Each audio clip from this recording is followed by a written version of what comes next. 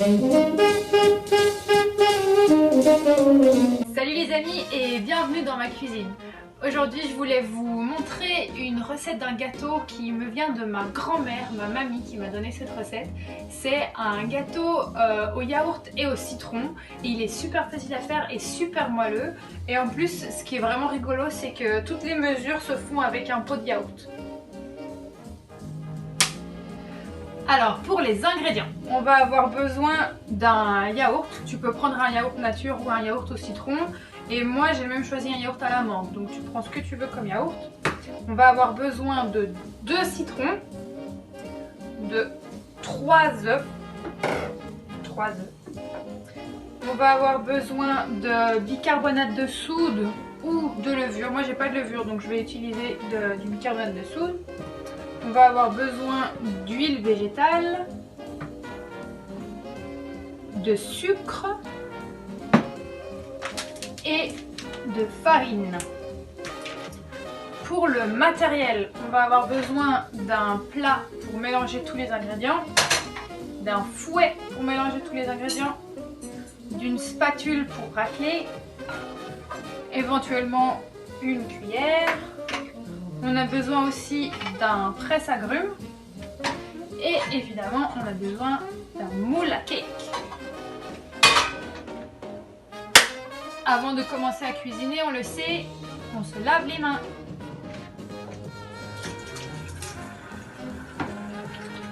Alors pour la première étape, on va vider notre pot de yaourt dans le bol.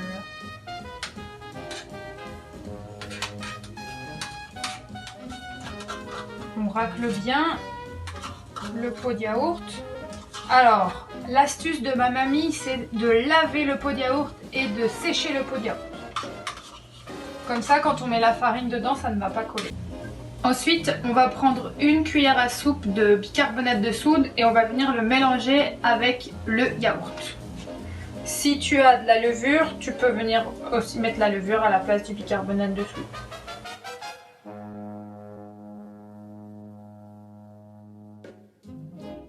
Il y a une réaction qui va se former, une réaction chimique, ça va faire des petites bulles.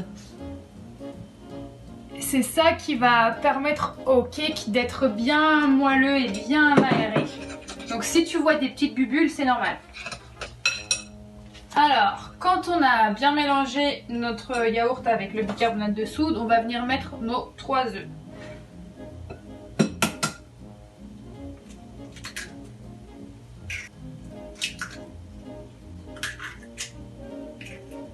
On a mis nos œufs, on va utiliser notre petit pot pour mesurer. On a besoin de 1 pot et demi de sucre. Donc une fois un pot et puis la moitié d'un pot.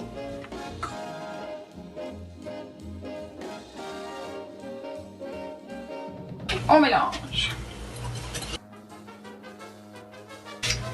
Ensuite, on va reprendre notre pot et on va mesurer 3 pots de farine.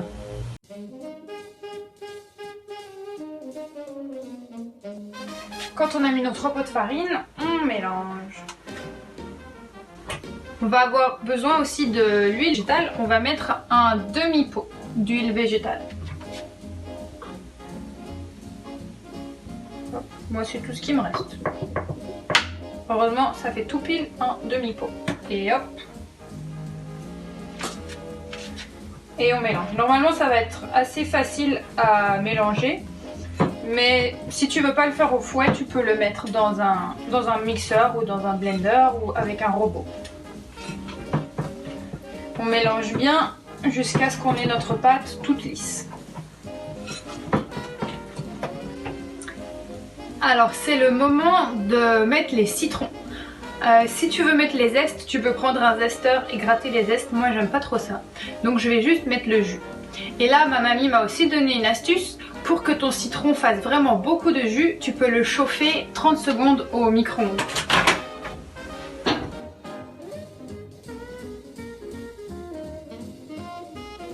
Attention, les citrons seront peut-être un petit peu chauds.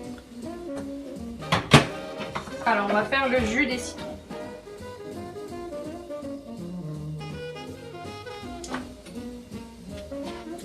Alors moi j'ai utilisé 2 petits citrons, mais si tu as un gros citron, tu peux aussi utiliser ça.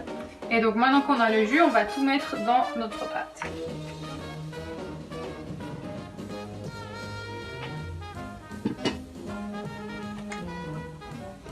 Si ça fait des bulles, c'est normal, c'est la réaction du citron avec le bicarbonate de soude.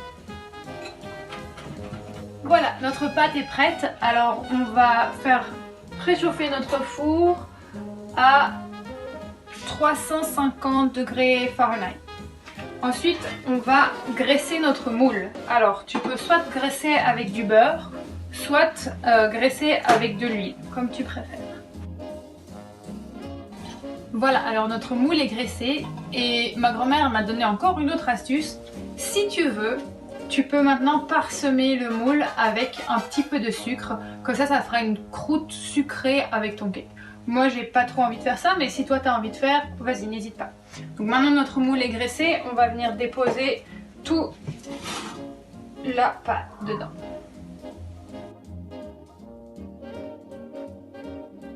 Alors, notre cake, on le voit, il fait déjà plein de belles bulles. Ça veut dire qu'il va être très aérien et très moelleux. Alors, on va le mettre dans le four, donc notre four qui a préchauffé à 350 degrés Fahrenheit. On va le laisser cuire 20 minutes et puis on va vérifier la cuisson. Et s'il n'est pas cuit à ce moment-là, tu vérifies toutes les 5 minutes. Et on sait qu'il est cuit quand on pique notre couteau dedans et que notre couteau ressort tout. C'est parti! On se revoit dans 20 minutes. Et pendant ce temps, on va tout ranger et on va faire la vaisselle.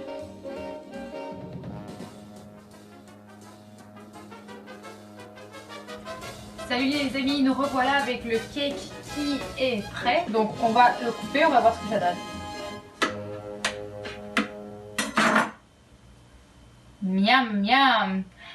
Voilà, c'est tout pour aujourd'hui et puis bonne dégustation les amis, à bientôt. Salut les amis.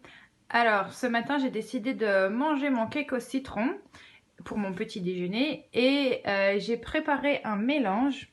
C'est du jus de citron avec du sucre et je vais juste le verser sur le cake. J'ai fait des petits trous dans le cake au préalable pour que le mélange rentre bien. Et donc ça va imbiber le cake, ça va être super bon. Ou bien tu peux le manger avec de la confiture ou tout simplement nature. Et voilà, bon appétit les amis et à bientôt!